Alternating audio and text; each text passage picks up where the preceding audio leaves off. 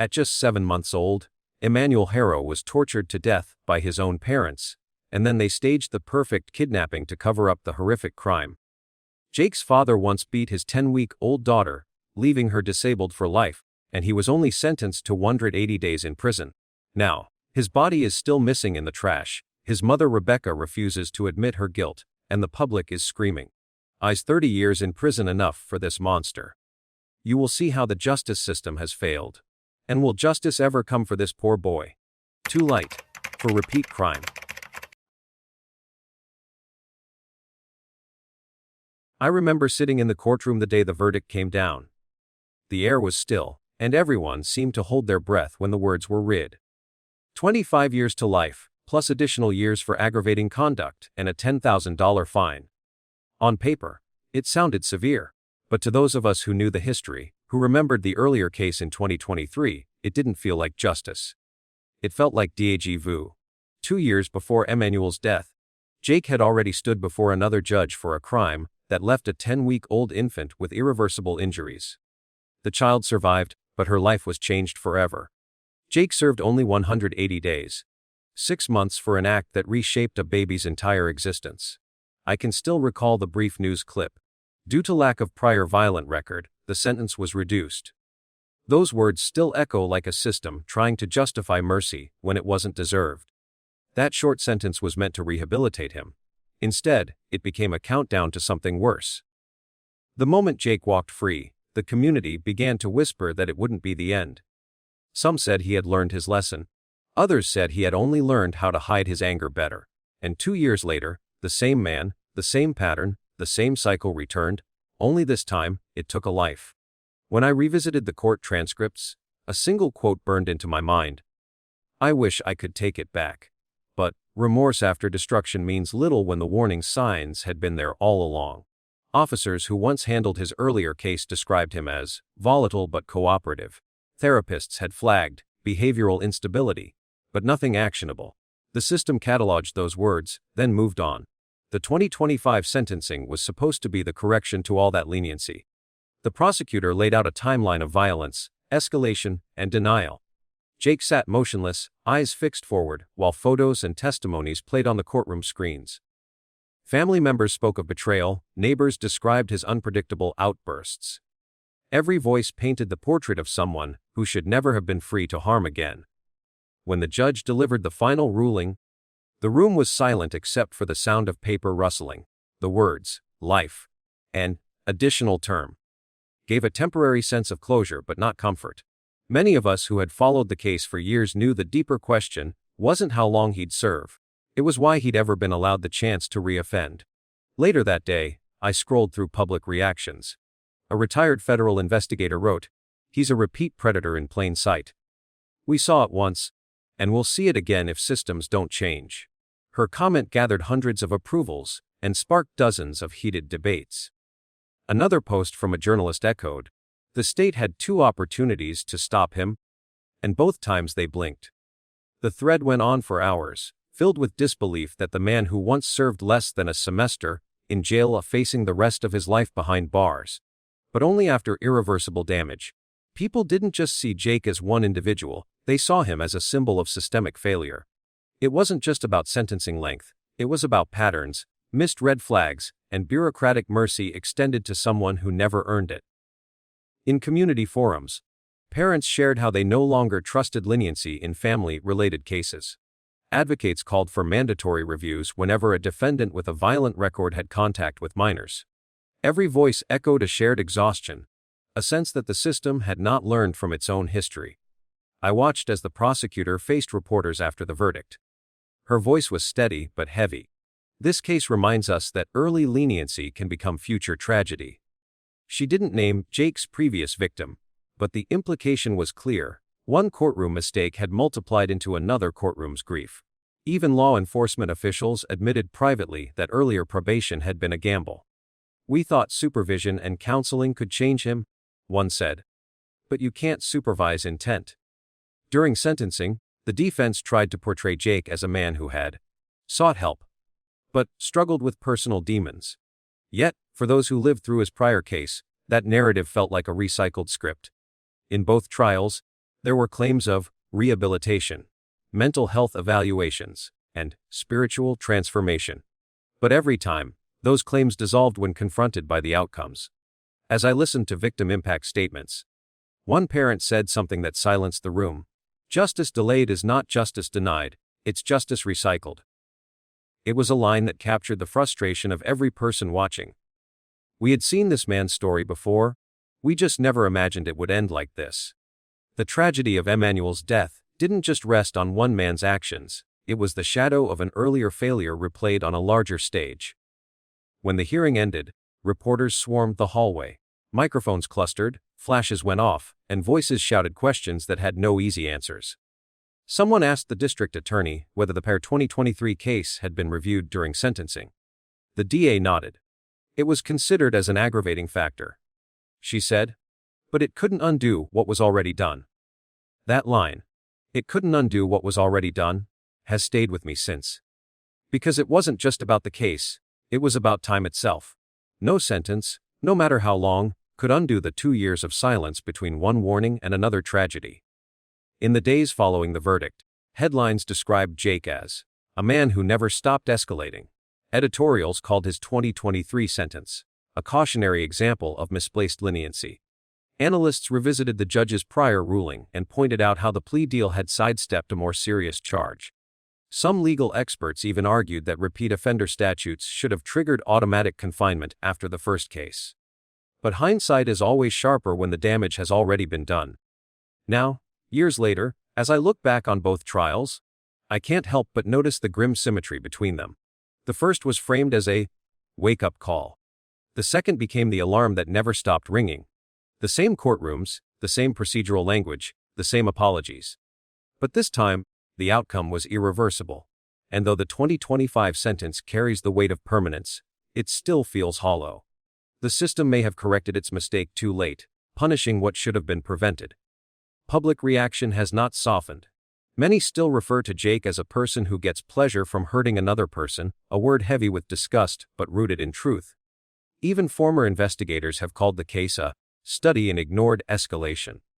For them, the timeline itself is the indictment: 2023 injury, 2025 death. 2 years apart, 2 courtrooms, 1 preventable path.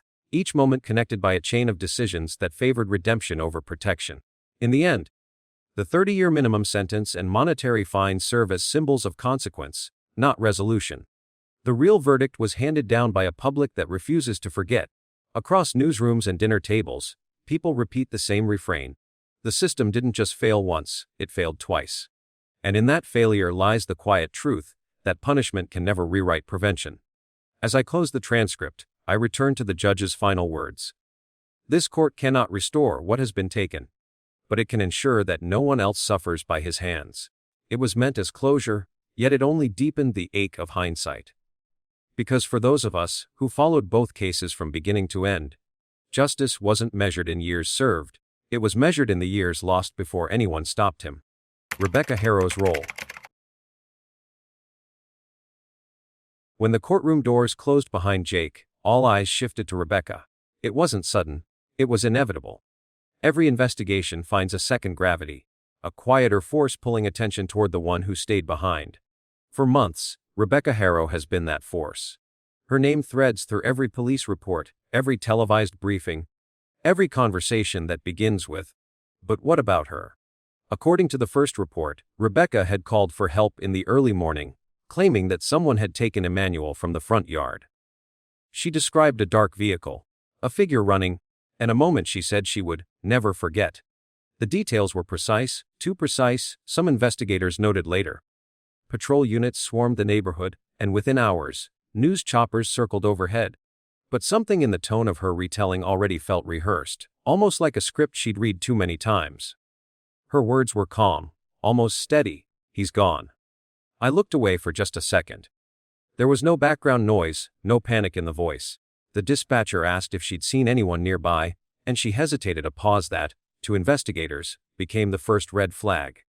Later that day, when officers asked her to recount the event on camera, she repeated the story word for word, with identical phrasing. Detectives call that a co-recall, the kind of consistency that usually comes from rehearsal, not trauma.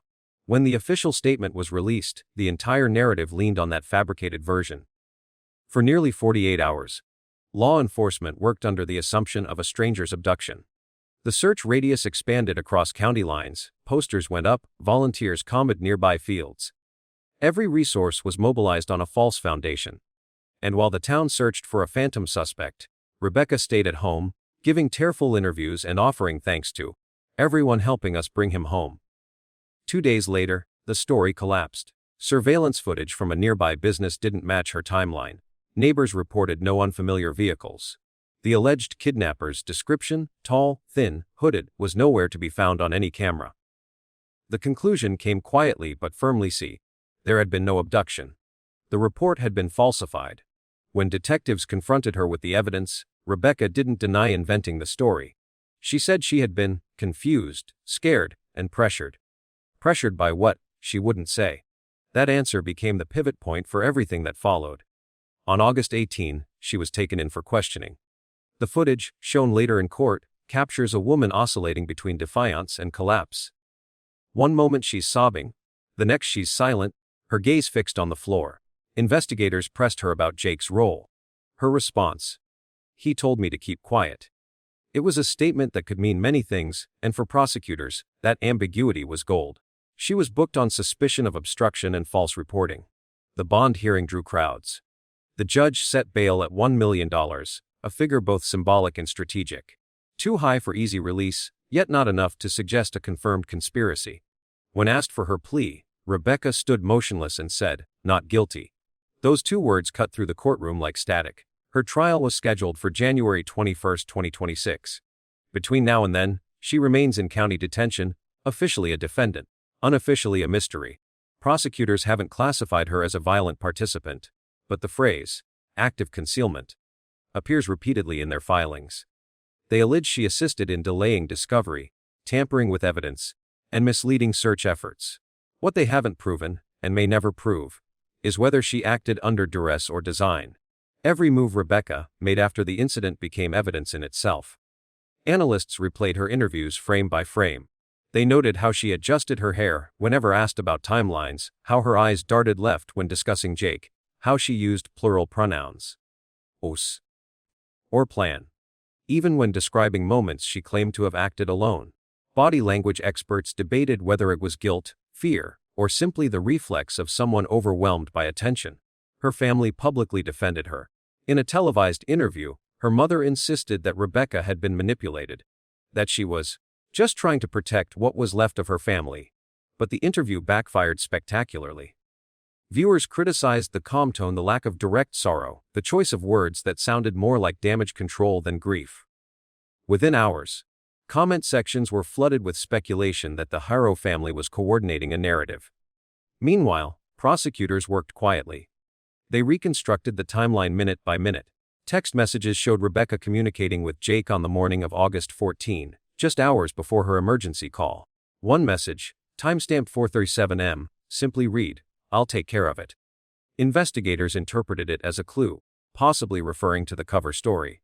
But interpretation isn't proof, and without direct evidence linking her to the fatal act, the case remains circumstantial. The media did what it always does: it turned uncertainty into theater. Morning talk shows debated whether Rebecca was a manipulated partner or the architect of deception. Commentators compared her to infamous cases of co-conspirators who hid behind emotion to mask calculation. The phrase, "the calm after the storm," appeared in one editorial, describing her demeanor as eerily composed. An evening broadcast posed the question that ignited nationwide discussion: is Rebecca the ringleader? That single headline triggered tens of thousands of reactions, dissecting everything from her tone of voice to her choice of clothing during interviews. When her family appeared on a video segment appealing for compassion, it was met with outrage. Viewers accused them of minimizing responsibility, and advocacy groups criticized the attempt to frame Rebecca as a victim rather than a participant. Inside detention, Rebecca reportedly maintains a routine: morning prayers, limited correspondence, and total silence with reporters. Her attorney describes her as broken but determined to prove her innocence. Prosecutors describe her as strategic, deliberate, and unremorseful. Somewhere between those two portraits lies the truth no one can fully touch yet. Looking back, what disturbs me most isn't just the act of lying, it's the sophistication of the lie. The fake kidnapping report wasn't a panicked improvisation, it was constructed. It contained deliberate markers designed to mislead a vehicle description just generic enough to send investigators in circles. A timeline that aligned with typical abduction patterns, a setting, a quiet residential area, chosen because it invited community sympathy. When you examine that level of design, the question shifts from, why did she lie? To, when did she start planning to? The falsified details weren't born in the moment, they were prepared. Whether she wrote them down, rehearsed them, or was coached into them, we may never know. But the precision suggests intent. Prosecutors have hinted that Rebecca might have known more about Jake's behavior than she ever admitted. Text exchanges before August 14 reference the pressure building and needing to fix this on their own. Those words could mean anything. Within the context of a fabricated crime, they take on weight. Investigators now argue that Rebecca's real crime wasn't violence, but manipulation. The kind that distorts reality until even law enforcement becomes an accessory to the lie. The Haro family dynamics are complex. Friends describe Rebecca as the mediator, someone who always tried to keep the peace between volatile personalities. Yet those same friends recall moments when she seemed to enable more than prevent. During prior disputes, she often played translator between Jake and outsiders, rewriting his words to soften their impact. Some think she did the same for his actions, reframing them until even she believed the illusion. In interviews, relatives express conflicting views. One cousin claims she was terrified of Jake, while another insists she ran the show at home. That divide mirrors the larger public debate. Was she a frightened accomplice or a calculating participant? The answer may depend on which moment you look at. Her behavior after the 23 incident raises further questions. Records show she attended all of Jake's hearings back then, sitting quietly behind the defense table, nodding at every statement. After his release, she posted messages about forgiveness and second chances. To some, that seemed compassionate, to others, it was a signal of alignment, a willingness to stand by him no matter the cost. Experts analyzing the case propose two primary frameworks. The first views Rebecca as a product of coercive control, someone conditioned by years of psychological dependence to protect the very person who endangered her family. Under this lens, her fabrication becomes an act of survival, not malice. The second framework positions her as the strategist, a partner who recognized that public sympathy could delay suspicion. This perspective argues that she exploited societal assumptions, specifically, that mothers are inherently protective, to shield herself and her partner. The tension between these interpretations fuels nearly every public debate. I've spent weeks rereading her statements, looking for signs of either theory. Sometimes, I see a woman trapped by fear, other times, I see calculation in the cadence of her words. In one interview, she said, "I didn't know what else to do." Later, when pressed on inconsistencies, she answered, "It all happened so fast." Both phrases are linguistically vague, the kind often used to buy emotional distance. Whether that distance hides confusion or guilt is the question the jury must decide. The prosecution plans to emphasize the orchestration element, arguing that Rebecca didn't merely cover for Jake but actively directed the misleading reports. They've subpoenaed digital records, phone logs, and GPS data showing her movements during the critical hours before the false report. The defense will argue psychological entrapment. They intend to present expert testimony on the long-term effects of domination within domestic partnerships, painting Rebecca as a secondary victim. This framing doesn't deny her actions, but reframes them as reactive rather than deliberate. The tension between those two versions, mastermind versus manipulated, is the axis on which the trial will turn. Every juror will have to decide which Rebecca they believe, the one who lied because she was coerced, or the one who lied because she calculated that deception might save herself. Outside the courthouse, the case has already become a moral referendum. People aren't just arguing about law, they're arguing about humanity. Some insist that no one under genuine fear could fabricate a story so detailed. Others argue that trauma can make people do unimaginable things to protect their reality. The discourse has transcended facts, becoming almost philosophical. Can someone be both victim and villain in the same story? Media commentators treat Rebecca's silence as a performance. Each court appearance brings a new wave of analysis. The color of her clothing, the expression in her eyes, the way she avoids contact with reporters. Psychologists interviewed by news outlets suggest her composure could be a coping mechanism, but skeptics see it as a facade. In the absence of new evidence, perception becomes currency. And right now, public opinion leans toward guilt, not of direct harm, but of calculated concealment. The phrase, complicit by silence, has become synonymous with her name. I've covered cases where remorse was immediate, where defendants broke down and confessed before a verdict was even reached. This isn't one of them. Rebecca's insistence on innocence creates a strange duality. The more she maintains it, the more people doubt her. It's the paradox of public psychology. Silence interpreted as defiance, emotion interpreted as manipulation.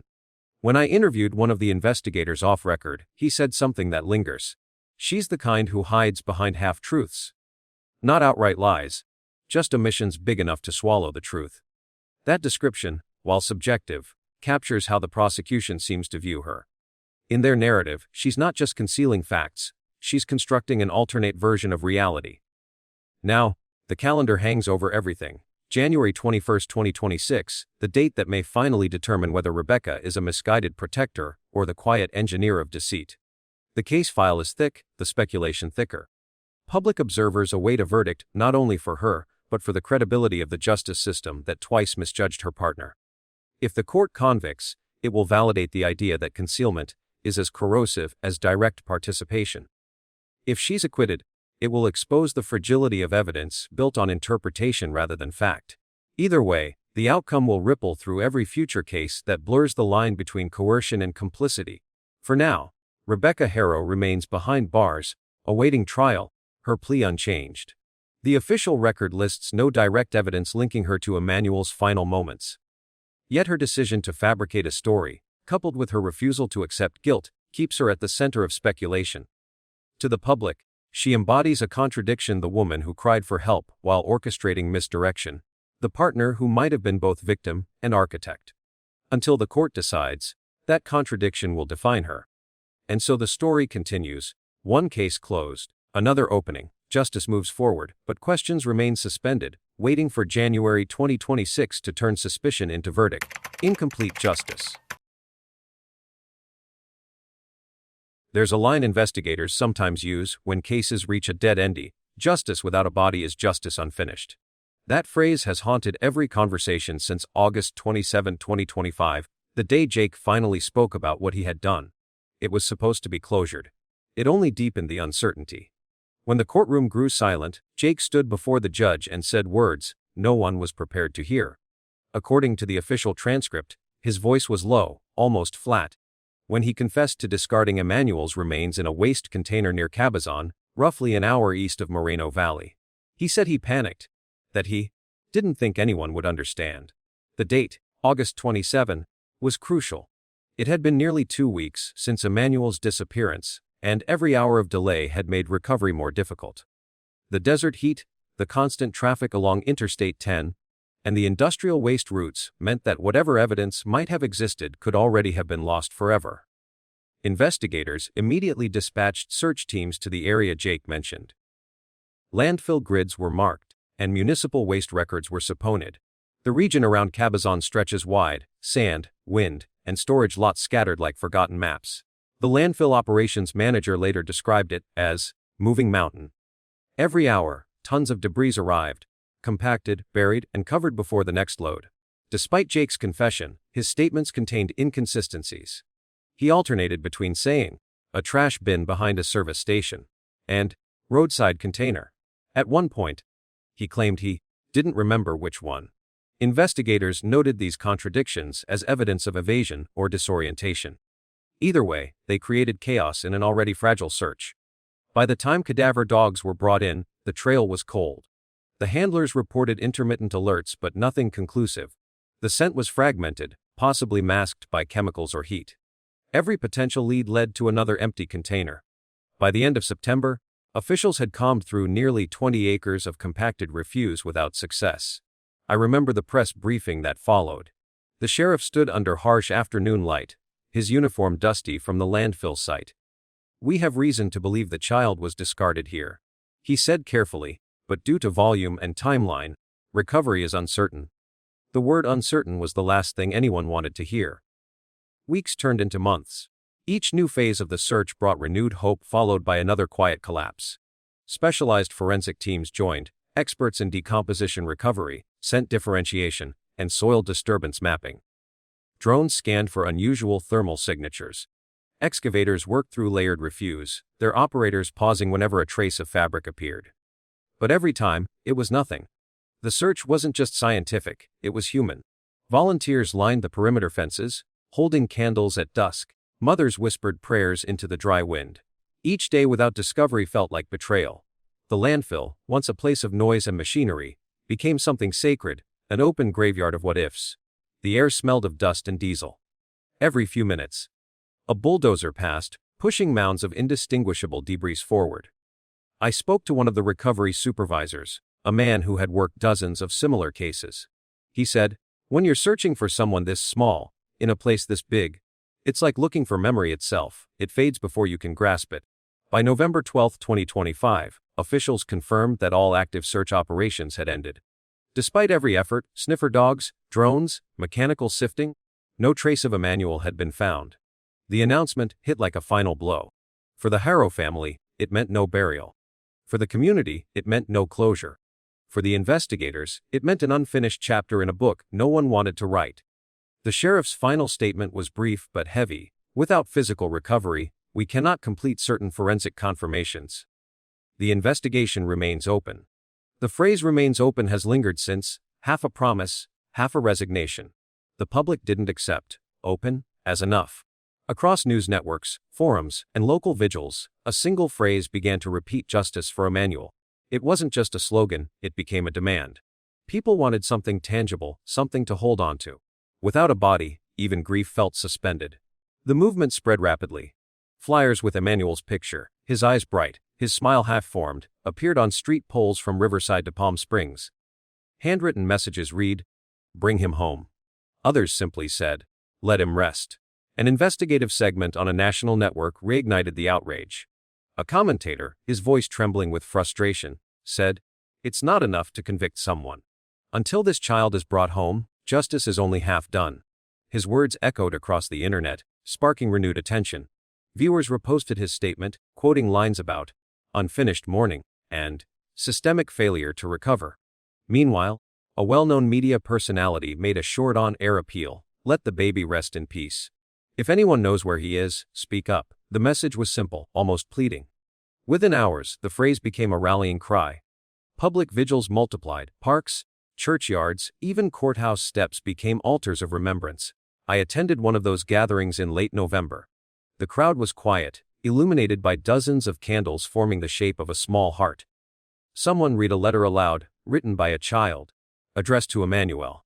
"If you can hear us, we still care." It was innocence speaking to loss, pure and devastating. Inside the investigation unit, progress slowed to a crawl. Without the body, there was no way to determine exact cause, sequence, or timing. Forensic evidence that could have confirmed or challenged Jake's confession was gone. The only remaining data came from phone records, geolocation logs, and witness interviews. But none of it replaced what the earth itself could have revealed. Detectives revisited landfill data, mapping every waste pickup from Moreno Valley to Cabazon on the morning of August 14. Each truck route was referenced against time stamps and disposal logs. The result? A narrow 3-hour window, during which Emmanuel's remains might have been moved to any of 4 separate facilities. By the time they identified the most likely one, the material from that load had already been buried beneath thousands of tons of compacted debris. The environmental reality was brutal. Once compressed, those layers become nearly impenetrable. Excavating them risks collapse, contamination, and injury. Some investigators argued to continue regardless, but the county commission eventually ordered suspension due to cost and safety. That decision, while pragmatic, felt like abandonment. The district attorney later acknowledged the gap in evidence. In a press briefing, she said, "We have confession, motive, and timeline, but we lack physical verification. That absence complicates all charges and sentencing enhancements." In other words, without a body, the case could not evolve into full closure, not legally, not emotionally. For Emmanuel's relatives, each day without discovery is a wound that refuses to close. His mother's hearing is still pending, her trial awaits the new year. But even before verdicts, she faces the void of not knowing where her child rests. Her attorney has said she prays daily for Emmanuel to be found, no matter what that means. At vigils, relatives bring photographs, birthdays, first steps, candid smiles from family gatherings. The emptiness of the search has transformed grief into ritual. They talk to the air as if speaking to him, calling his name softly. There's a phrase his grandmother repeats every time: "We can forgive mistakes, but not silence." I spoke with one of the family's close friends who said, "We can't move on without a place to visit." There's no closure, no ceremony, nothing. That sentiment echoes through every message board, every letter sent to the courthouse. People need the physical to make sense of the invisible. In true crime history, the absence of a body has always transformed justice into philosophy. It forces courts to rely on words instead of evidence, on emotion instead of proof. Emmanuel's case now stands as a stark example of that dilemma. Jake's confession created a narrative, but not a conclusion. Without recovery, the line between truth and convenience remains blurred. There's also a symbolic dimension. The missing body represents not just loss, but erasure, the inability to close a story because its final chapter was taken away. For investigators, it's a professional failure. For the community, it's a spiritual one. Each new report released by the sheriff's office begins with the same line: "Remains not yet located." Those words have become a kind of national refrain, an epitaph without a grave. Legally, the missing evidence affects everything downstream. Prosecutors cannot confirm forensic cause, meaning certain aggravated factors cannot be applied. Defense attorneys can argue ambiguity. Sentencing guidelines weaken. Even insurance and memorial fund processes remain on hold until official confirmation of recovery. Beyond the legal ramifications lies a moral one. When a victim's body is missing, the community feels denied the fundamental act of mourning. Churches have offered symbolic memorials, placing empty white coffins during services. One pastor told me, "Faith teaches us resurrection, but grief still needs burial." The justice system measures closure through verdicts, but families measure it through touch. The feel of soil on a casket, the final goodbye whispered at a graveside. Emmanuel's family has been deprived of that. Their son exists only in photographs, affidavits, and the echo of his name shouted across a landfill that gave nothing back. In late October, public frustration reached its peak. Petitioners gathered signatures demanding continued excavation. Advocacy groups proposed a recovery fund, arguing that no cost is too great when truth is buried beneath trash. The movement drew coverage again when local officials admitted that budget exhaustion, not investigative certainty, was the main reason the search stopped. At a town hall, residents confronted officials directly. One man asked, "If it were your child out there, would you stop digging?" The silence that followed was louder than any answer. Meanwhile, small online collectives began coordinating independent searches of the Cabazon area, unofficial, unsanctioned, and sometimes dangerous. They walked dry creek beds, abandoned service roads, even illegal dump sites. Though none found anything substantial, their presence reflected a shared belief: justice unconfirmed is justice undone. By November, the story had shifted from crime to conscience. It was no longer about what Jake did, but what the system failed to recover. Psychologists noted that unresolved cases produce a specific kind of grief, ambiguous loss, where hope and despair coexist indefinitely. Emmanuel's story now sits at that intersection. I met one volunteer, a retired firefighter, who told me he still drives by the landfill once a week. "I know he's there somewhere," he said quietly. "I just can't stop looking." That devotion, that refusal to let go, mirrors an entire nation's inability to accept absence as finality. Even law enforcement officials have admitted that the lack of closure haunts them. One detective confided, "Every case file I close gets IV'd. This one sits on my desk. I can't file it away. Not until he's home." When I think of Emmanuel's case, the phrase, "incomplete justice," feels both clinical and cruel. Justice, by definition, should be whole. Yet, here, it's fractured: verdicts without remains, accountability without peace. Jake's confession, without physical proof, is both testimony and void. The family's tears are both real and suspended. The system's effort, while exhaustive, remains unfinished. Every person involved, from detectives to journalists to the grieving mother, lives in that suspension, between truth spoken and truth found. The absence of Emmanuel's body has become a metaphor for the entire process: visible progress concealing invisible emptiness. We have answers, but not the one that matters most. Where is he? As of November 12, 2025, the investigation remains open but stagnant. No new evidence has surfaced. The landfill sits quiet again, machinery idle, fences locked. The desert wind blows over the same ground where dozens once dug in faith and desperation. For the public, outrage has cooled into sorrow. Hashtags have faded, but the memory persists. Every anniversary, people still light candles and whisper his name. They speak of him not as a case, but as a promise unkept. Legally, the missing body means prosecutors can't finalize certain charges. Emotionally, it means the Haro family can't finalize their goodbyes. The case will remain listed as pending recovery. That phrase, pending recovery, is a wound disguised as procedure. Jake may serve his life sentence, Rebecca may face her trial, and the courts may one day close their books.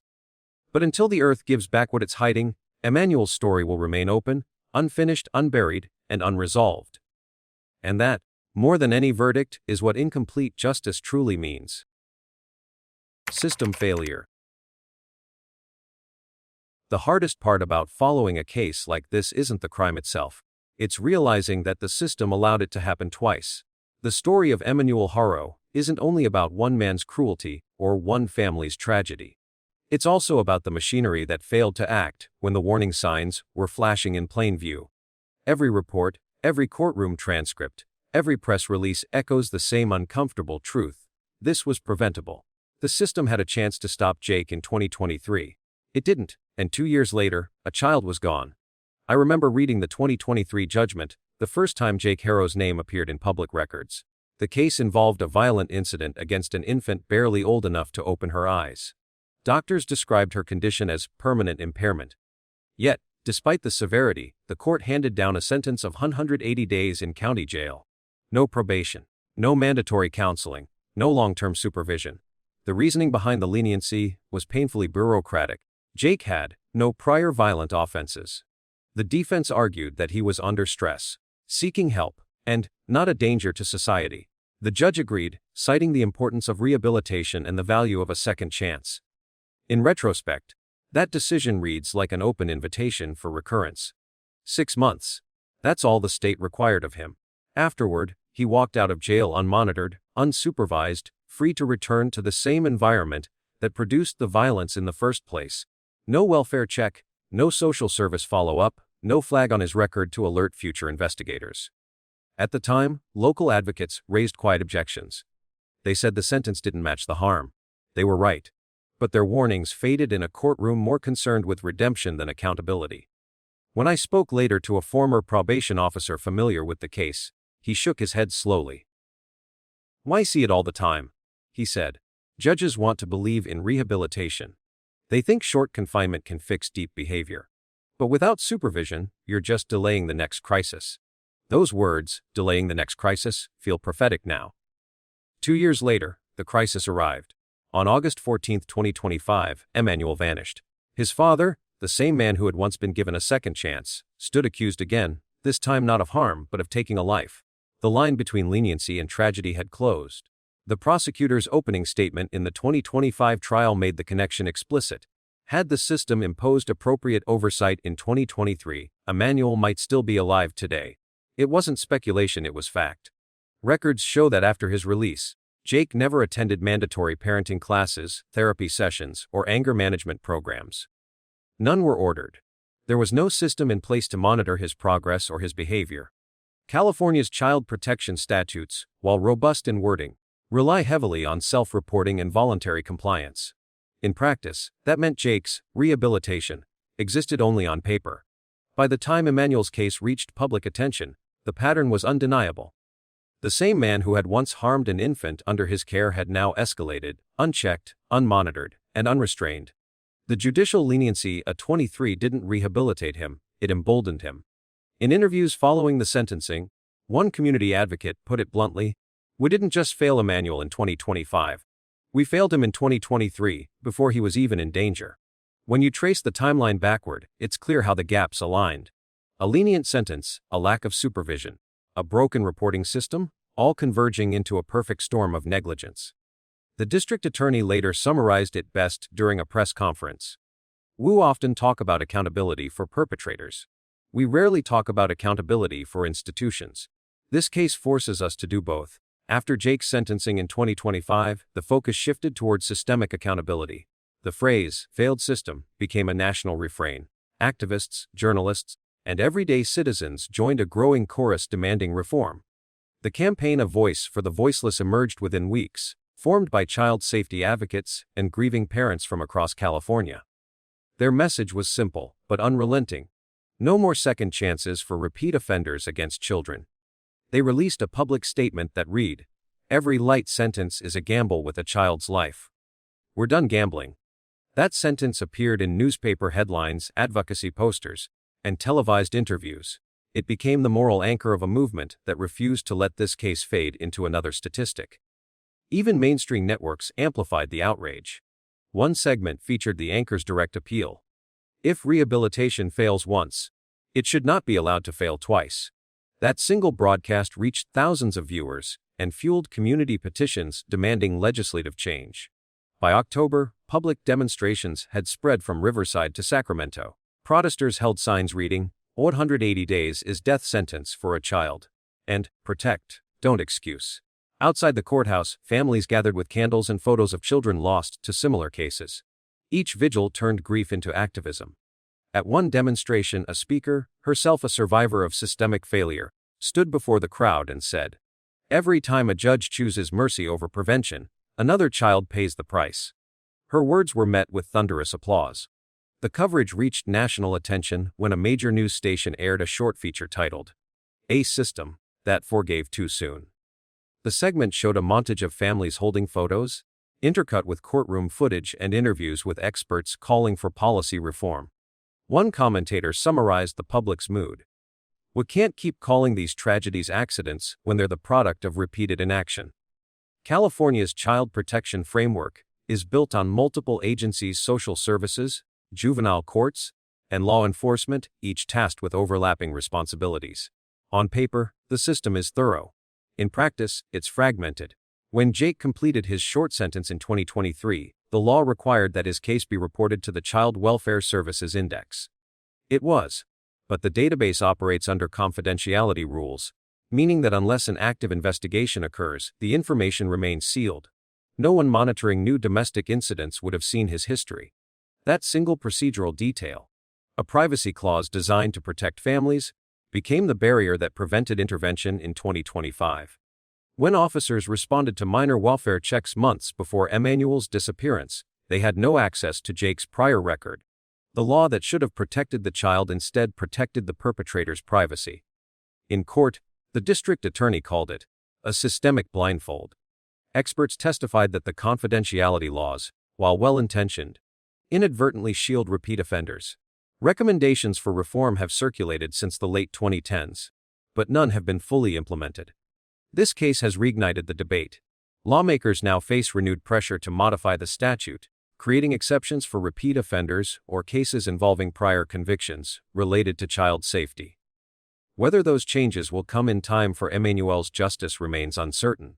The movement of Voice for the Voiceless quickly transformed from grassroots to organized advocacy.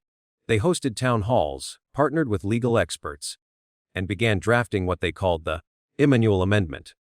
The proposed legislation seeks mandatory post-sentence monitoring for all offenders previously charged with crimes involving minors. In one televised interview, the group's founder, a former child protection investigator, said, "This isn't about punishment. It's about prevention. We're tired of attending vigils that could have been avoided." Their campaign gained traction after a major outlet broadcast a report summarizing Emmanuel's case alongside 3 similar tragedies from Los Angeles, Bakersfield, and Fresno. Each story shared the same blueprint: early leniency, no follow-up, irreversible consequences. Viewers were horrified by the pattern. Editorials described it as a system allergic to learning. Opinion writers asked why California, a state with some of the nation's strongest welfare laws, still allowed history to repeat itself. By mid-November, the governor's office acknowledged the issue, pledging to review sentencing oversight protocols and interagency communication. But promises, as many advocates reminded the press, are not reform. During Jake's final hearing, the judge addressed the packed room before sentencing. Her tone was stern but wary. This case reminds us that mercy must never be blind. In 2023, mercy blinded this court. Those words struck a nerve. Reporters scribbled furiously. Victims' advocates nodded solemnly. Even the defense table remained still. The statement marked a rare moment of judicial self-reflection, an admission that leniency had become complicity. Afterward, as the audience filed out, one woman whispered, "Too late for apologies." Her voice trembled not with anger, but with fatigue, the kind that comes from seeing the same mistake repeated too many times. The media coverage has evolved from outrage to introspection. Commentators now frame Emmanuel's case as part of a broader cultural failure, a justice system caught between compassion and caution. They question how many times courts will choose rehabilitation over prevention before reconsidering the balance. A widely viewed investigative segment aired under the headline, "When the System Forgives Too Soon." The anchor described the chain of inactionlient sentencing, poor data sharing, and a lack of post-release oversight. "The result," she said, "is predictable tragedy."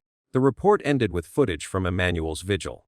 The camera lingered on a single candle flickering in the wind, the voiceover fading into the words, "For some, justice comes too late. For others, it never comes at all."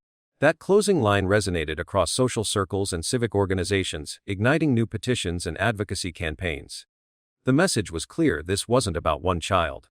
It was about hundreds who could be next. By December 2025, local representatives began drafting amendments to address systemic blind spots. Proposed measures include mandatory probation for reoffenders, regardless of prior sentencing outcomes. Inter-agency notification systems connecting criminal and welfare databases. Annual reviews of judicial leniency in cases involving minors. While these steps are still under debate, they mark the first tangible acknowledgement of responsibility.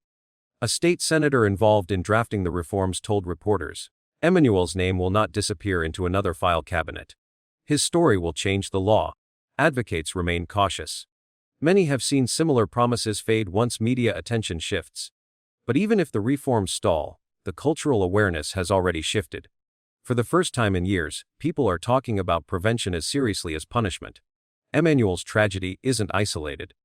Across California, records show a disturbing pattern of light sentences in family-related cases. The justifications vary: first-time offenses, plea bargains, emotional pleas for leniency. But the outcome is often the same: repeat harm. Legal scholars describe this as the mercy paradox, where empathy for the perpetrator outweighs empathy for the victim. Judges, constrained by sentencing guidelines and backlogged courts, often choose expediency over depth. Short sentences ease the docket but burden society. In the years preceding Emmanuel's death, multiple grand juries had already warned of the dangers of minimal supervision for high-risk individuals. Those reports gathered dust until this case forced everyone to read them again. Emmanuel's death isn't just the result of one man's violence. It's the consequence of a judicial culture that underestimated risk and overestimated redemption. The system extended mercy in 2023, and in doing so, signed away its moral authority in 2025. I think back to something an advocate said during a vigil: "If the system can forgive twice, why can't it learn once?" That line captures the paradox of this entire case. We keep forgiving individuals, but we never forgive institutions for not evolving. Today, a voice for the voiceless continues to demand reform.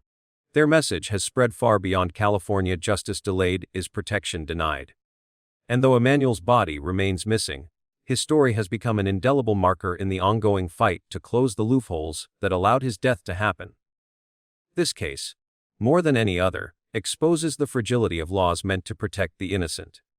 It forces every judge, officer, and policymaker to confront an uncomfortable equation: they helped create leniency without oversight isn't compassion, it's permission. And permission, in this story, cost a child his life. Empathy with Emmanuel. There are moments when an image speaks louder than any press release. For Emmanuel Haro, that moment came when began circulating online. His face framed in the soft light of childhood, yet shadowed by visible exhaustion. Two words began to accompany every post, every caption, every vigil sign: "Why him?" Those two words, simple and unadorned, became the pulse of a nation's empathy.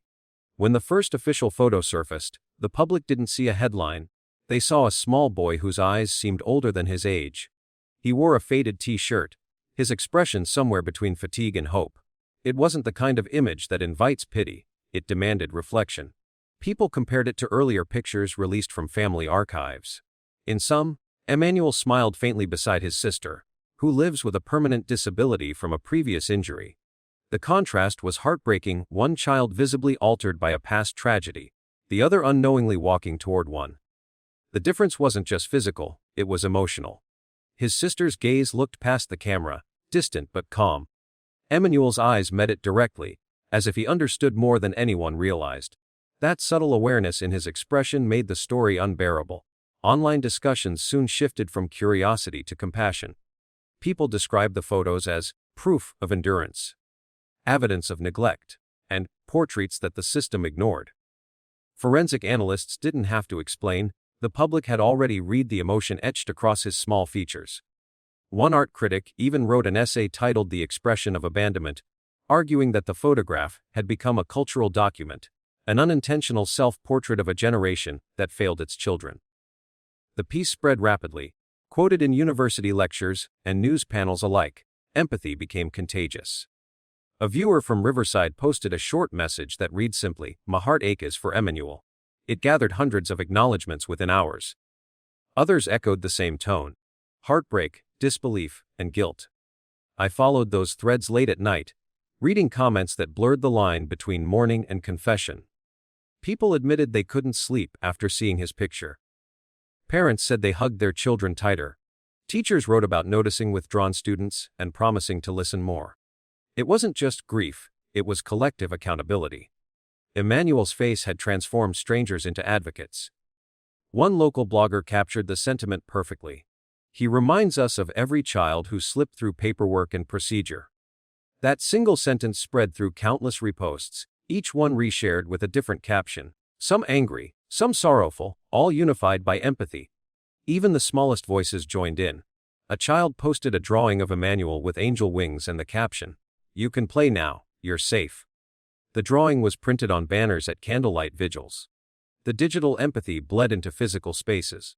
Murals began appearing on alley walls across California, small, simple depictions of a boy in blue surrounded by a circle of white light. Artists didn't sign their names, they didn't need to. Everyone knew who the face belonged to. Empathy eventually needed language. It found it in one phrase: "For justice for Emmanuel." It started as a whisper, a quiet label beneath a post of condolence. Within a week, it had become a digital monument. The hashtag appeared under memorial videos, legal analysis, advocacy petitions, and even school assignments. It transcended platforms, moving fluidly from comment threads to television screens. By early October, reporters noted that the phrase had been used tens of thousands of times. Major news outlets began referencing it directly. One headline read, "From outrage to action, the hashtag that became a movement." The momentum grew when national publications picked up the story. The New York Post featured a front-page headline about the nation's reckoning with family evil, a phrase that echoed through talk shows and radio commentary. ABC 11 published an editorial titled, "The Boy Who Exposed the System," urging readers not to let empathy fade into amnesia. I remember watching that coverage unfold in real time. The anchor's tone wavered between professionalism and sorrow as she described the public's demand for accountability. She ended the broadcast with a sentence that felt both eulogy and call to arms. "If justice ends in sentencing, it has not truly begun." Empathy online rarely lasts long, it flickers and fades. But in this case, it solidified into pressure, organized, persistent, and impossible to ignore. By late autumn, citizens had written more than 40,000 letters to the California Department of Justice. Advocacy groups coordinated open letters signed by educators, psychologists, and community leaders demanding reform of child protection policies. The movement's slogan, "Justice is not closure," appeared on banners outside courthouses during Rebecca Haro's pretrial hearings. Every appearance she made was met with silent lines of citizens holding Emmanuel's photo.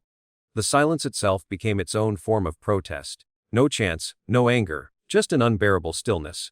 Reporters began referring to the phenomenon as the empathy surge. Sociologists explaining how shared sorrow had evolved into civic mobilization. They argued that in a fractured digital age, collective emotion had become a new form of governance, citizens policing the conscience of the state. One commentary summed it up succinctly. When a child becomes a symbol, the law has already failed. But when a symbol becomes policy, hope returns. Emmanuel's image continued to evolve. Documentary filmmakers created short memorials combining home photos, trial footage, and community artwork. One of them premiered in Los Angeles under the title "Two Words Why Him?", a nod to the phrase that had defined the movement. The film didn't include narration. Instead, it let the public's own posts tell the story, scrolling text, overlapping audio clips of ordinary citizens expressing disbelief and compassion. The silence between their words spoke louder than any soundtrack. At the end of the screening, the screen faded to black with a single sentence. "Empathy is evidence too." That statement reframed the entire conversation. For months, prosecutors and journalists had searched for physical proof, objects, samples, or material confirmation. The film reminded everyone that emotional proof, though intangible, could be just as transformative. The ripple spread beyond California. Schools incorporated Emmanuel's case into ethics courses about civic duty and legal accountability. University students organized panels titled, "When Empathy Becomes Activism." A national morning show featured a psychologist explaining why Emmanuel's story resonated across demographics. He represents innocence undone by bureaucracy. People recognize themselves in the failures surrounding him. In Texas, a teacher created a classroom project called Letters to Emmanuel, where students wrote reflections on how to make communities safer. Those letters were later compiled into a booklet and sent to the Haro family. Meanwhile, nonprofit organizations began using Emmanuel's photo in campaigns promoting early intervention programs. His face became not just a reminder of loss, but a call to act before the next tragedy. The sudden virality forced journalists to question their own boundaries. Some editors worried that constant repetition of the same images risked sensationalism. Others argued that visibility was essential. That forgetting was the real crime. I attended a media ethics symposium that month, where a panel debated whether empathy could become exploitation. One veteran reporter said, "We owe him accuracy, not amplification." Another replied, "Without amplification, no one listens." That exchange encapsulated the media's dilemma, balancing truth with emotional gravity. In the end, they agreed on one principle: stories like Emmanuel's must be told until policy, not pity, ends them. As the year drew to a close, digital spaces turned into memorial grounds. Search results for his name filled with candles, artwork, and petitions. Websites dedicated pages to his story, featuring interactive timelines and verified updates about legal progress. Each post carried the same undercurrent of urgency: this cannot fade. Data analysts later confirmed that online mentions of Emmanuel's name reached tens of millions globally. While view counts on individual posts were modest, the consistency of engagement made it one of the most sustained empathy campaigns of 2025.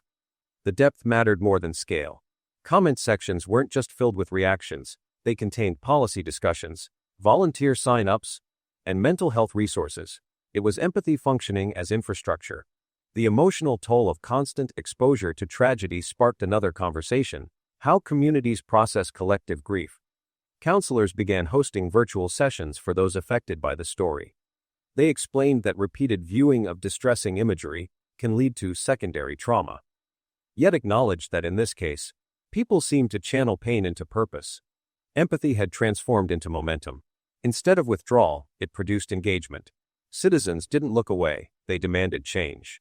Sociologists now refer to this as constructive empathy, where collective emotion leads to social accountability. Emmanuel's case has become a textbook example, proof that digital compassion can translate into real-world reform when guided by sustained narrative and truth-based storytelling.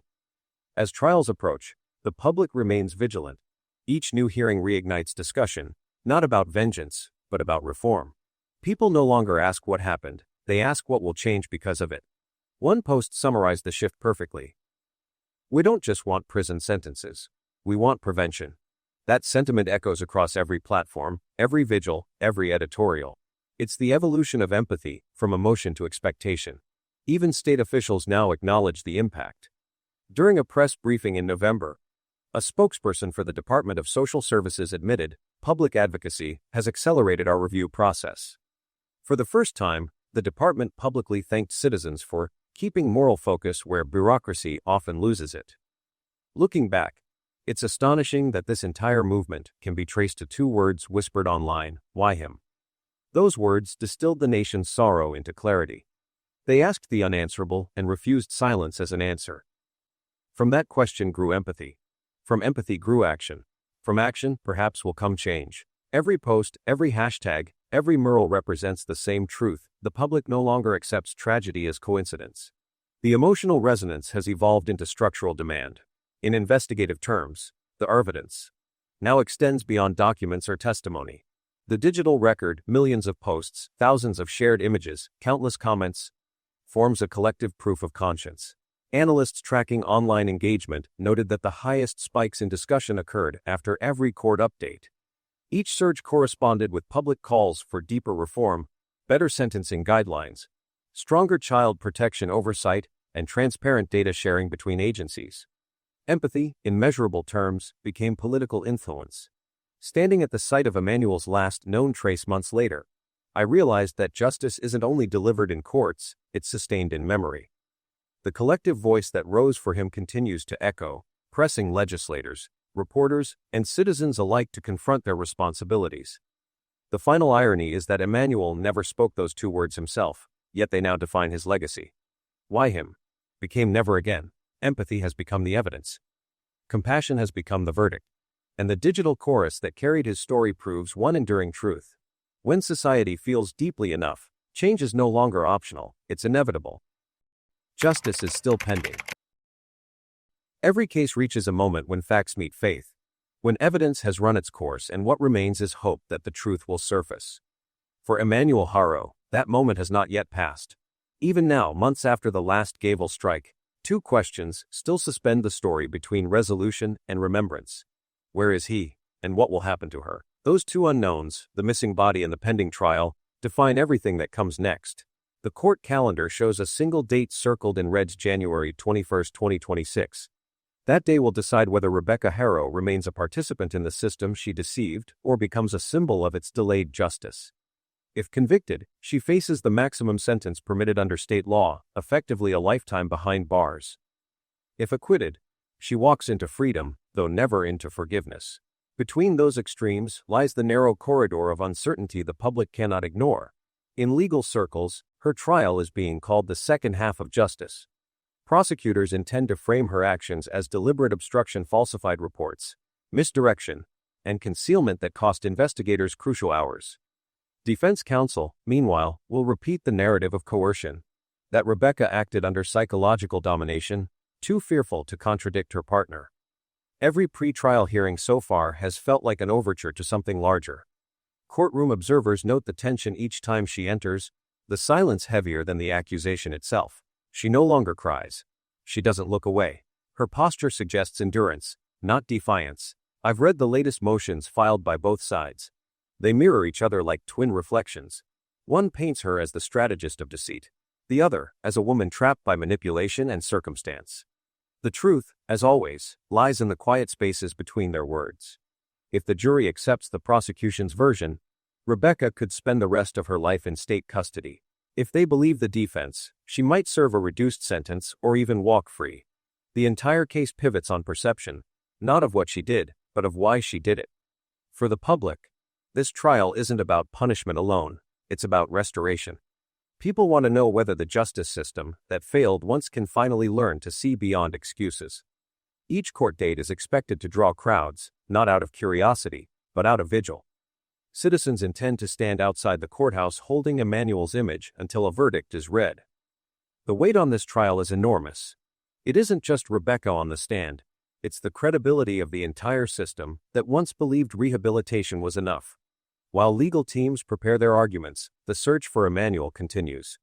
Officially, the operation is listed as intermittent recovery, meaning it resumes whenever new information arises. Unofficially, small volunteer teams have never stopped. Local residents still walk the outskirts of Cabazon at dawn, scanning creek beds and service roads. Some bring dogs, others bring silence. They've learned to move quietly, to listen for anything out of place, a scrap of fabric, a toy, a hint of closure. Investigators remain cautious but persistent. Every few weeks, a new lead surfaces. A construction worker reports a scent near a drainage site, and a passerby notices disturbed soil near a fence. Each tip sends search units back into the desert.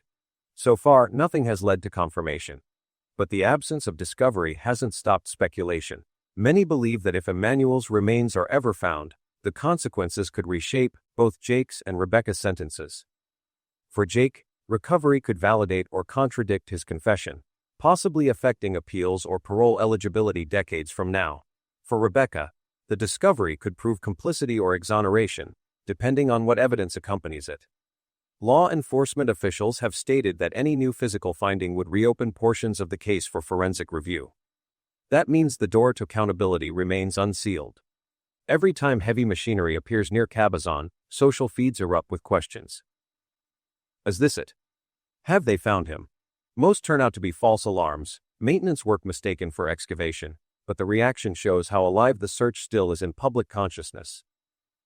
A detective involved in the early phase told me recently, "We can't call this case closed. We're still missing the one piece that makes justice complete, the child himself." His voice cracked when he said complete. After 2 decades in service, he still believes recovery is possible. In his words lies the essence of this entire tragedy. Sentences may end, but searches do not.